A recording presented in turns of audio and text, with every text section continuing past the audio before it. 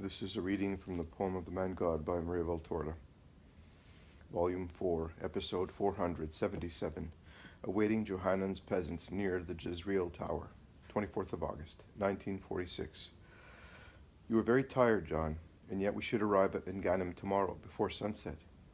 We shall arrive, Lord, says John, and he smiles, although he is pale with fatigue, having walked more than everybody else. And he tries to walk faster to convince the master that he is not very tired, but he soon falls back to the pace of one who is exhausted, with stooped shoulders, his head bent forward as if he were oppressed by a yoke, dragging his feet and stumbling along. At least give me the bags. Mine is heavy. No, master, you are more tired than I am. You must be more tired, because from Nazareth you came to Mattathias' wood, and then you went back to Nazareth, and I slept in the bed, and you did not. You were awake in the wood, and you left early. And you too, Joseph said so, you left by starlight. Oh, but the stars last until dawn, remarks John, smiling. He then becomes serious and adds, and is it not the lack of sleep that grieves one?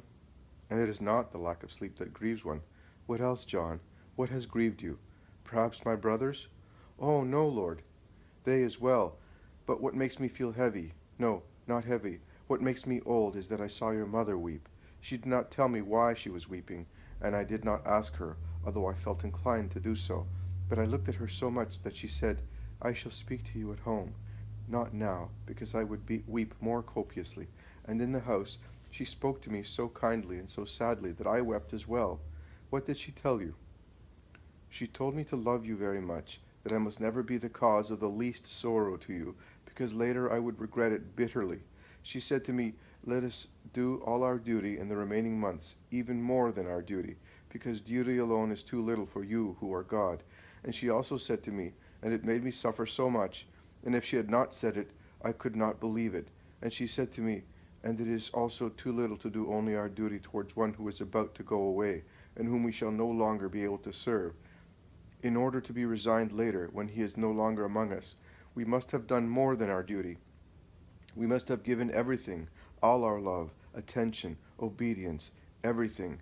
Then, in the torture of separation, one can say, oh, I can say that, while it was God's will that I should have him, I did not neglect to love and serve him, even for one moment. And I said, but is the master really going away? He has still so much to do. There will be time.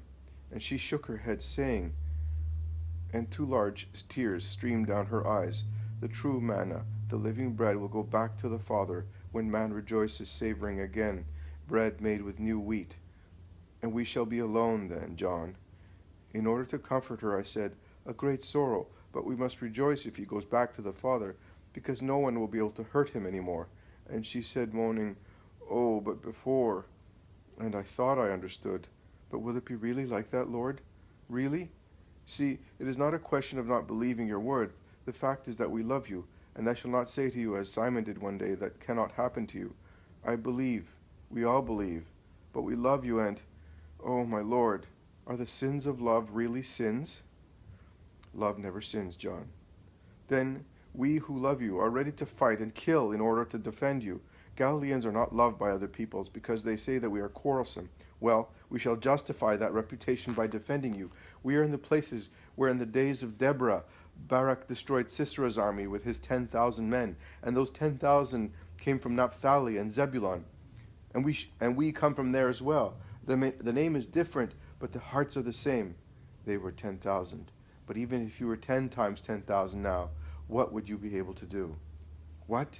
Are you afraid of the cohorts? They are not so many, and then they do not hate you. You do not cause them any trouble. You are not thinking of a kingdom which may tear away a prey from the Roman eagles.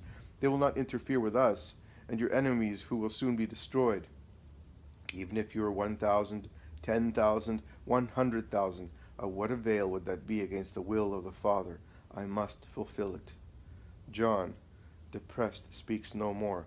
How odd is the stubbornness and mental inability, even of the best followers of Jesus, to understand his greatest mission. They accept him as Master and as Messiah. They believe in his power to save and redeem, but when they face his way of redeeming, their intellects become blind.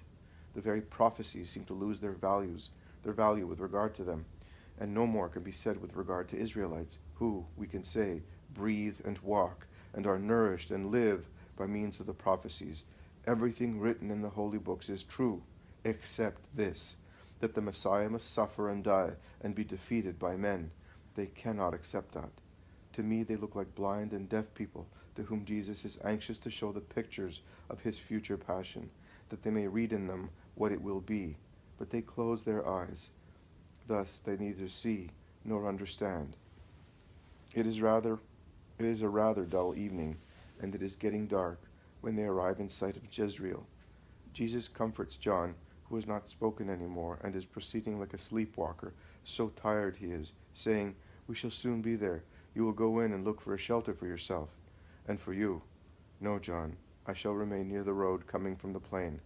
I think that they will be coming during the night, and I want to comfort them and send them away before dawn.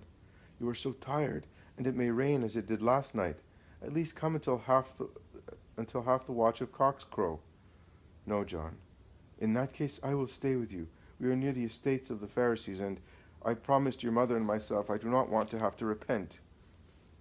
Some towers are at the four corners of Jezreel, but I do not know which purpose they serve. They were already old when I saw them. They look like four gruff giants placed as jailers to the town, which is built on an elevation overlooking the plain, now slowly disappearing in the early shadows of a cloudy evening. Let us climb that slope near the tower. We shall be able to see all the road without being seen. There is grass on which to lie down, and the step before the door will protect us if it should rain," says Jesus. They go up. They sit down on a very low wall, which is half ruined and is about 10 meters away from the tower. It looks like a protection built in olden times around the tower. It is almost completely crumbled, and thick grass covers the ruins with huge cascades of wild convolvuli and other herbs which grow among ruins, with large downy leaves, the name of which I do not know. They nibble at some bread in the last light of the day. They have nothing else. John, although exhausted, eyes the branches of a fig tree which has come up, twisted and disheveled, among the stones, and among the yellowing leaves he discovers some small figs speared by birds and children. They eat them, completing their meal. They have water in their little flasks. The meal is soon over. "Does anybody live in the tower?" asks John, who is sleepy. "I do not think so. No light or sound leaks out of it. Did you want to ask for shelter? You are dead beat." "Oh, no, I was just wondering. But it is pleasant here." "At least lie down, John. The grass is thick, and it has not rained here yet. The ground is dry." "No, no, Lord, I'm not sleepy. Let us speak. Tell me something. A parable. I will sit here at your feet. I am quite happy if I rest my head on your knees." And he sits down, leaning his head with his face, looking at the sky on Jesus' knees. He makes desperate efforts not to fall asleep. He tries to speak to keep awake. He tries to take an interest in what he sees. Stars in the sky, lights on the road. The former are becoming more and more numerous because the wind has blown the clouds away, whilst the latter are rarer and rarer because pilgrims have stopped traveling at night. Only a few obstinate people persist in proceeding with their carts, equipped with a lantern dangling from mats or blankets stretched across the arches of the cart. But silence itself, now deeper and deeper, makes one sleepy. John, in a voice which sounds more and more remote, says, "How many lights in the sky! And look, some seem to have descended upon the earth and tremble and quiver as they did up there, but they are smaller and not so beautiful. We cannot make stars.